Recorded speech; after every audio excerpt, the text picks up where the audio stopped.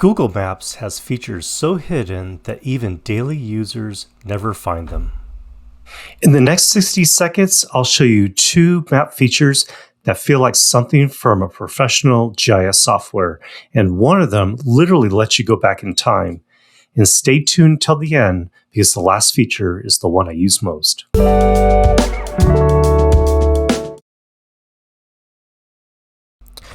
The Street View time travel feature is something most people never notice. When you drop the peg onto the Street View, you'll notice on the upper left that there is a feature where you could see more dates. Now on the bottom, you could scroll backwards through years of historic imagery. You're not just seeing a place, you're now watching how it changed over time.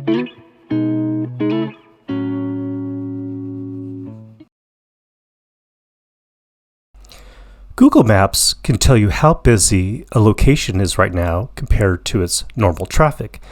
If you scroll down on the left-hand side, you'll see the popular times.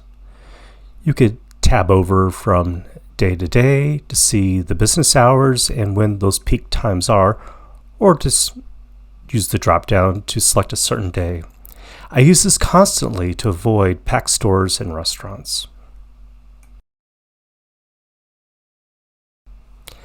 Google Maps allow you to measure distances anywhere. You're not limited just to roads. You can measure distances across fields, trails, lakes, anywhere. This is incredibly useful for hiking, property research, and quick spatial analysis. To enable this tool, just simply right-click and select Measure Distance, and then left-click along whatever path you want to measure that distance, and the measurements will just accumulate.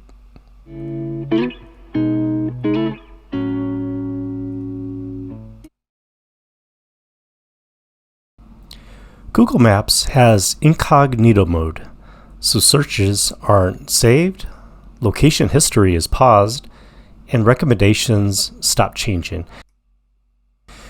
To enable Incognito Mode, go to the upper right corner where you customize Google Chrome and select Incognito Mode and type in Google Maps.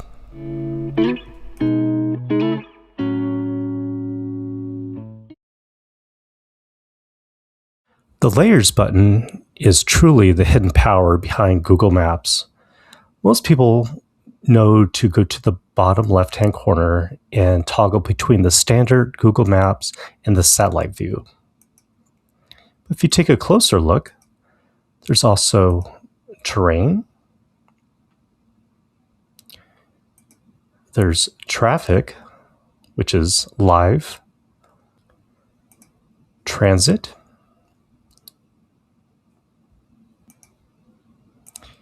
and biking. You could take this one step further by going to this More button, and you can see the air quality,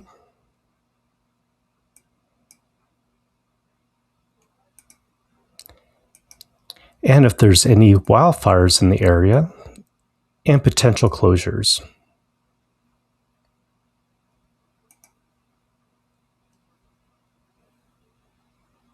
And returning to the satellite imagery, you could also turn off labels.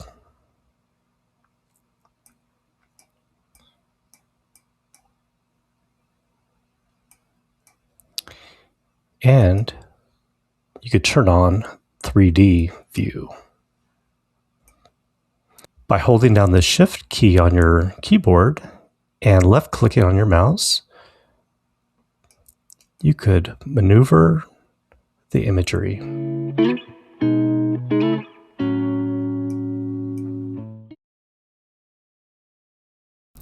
And as an added bonus, I want to show you guys one of the features I use all the time.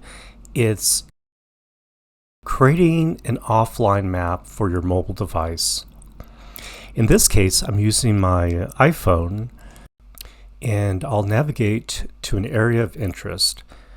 So once I've narrow down my area of interest, I'm going to go ahead and click onto my profile icon and select Offline Map. Click the Select Your Own Map button, and now I can make my final adjustment and click Download. Now I have an offline map downloaded on my mobile device where I could use anywhere offline.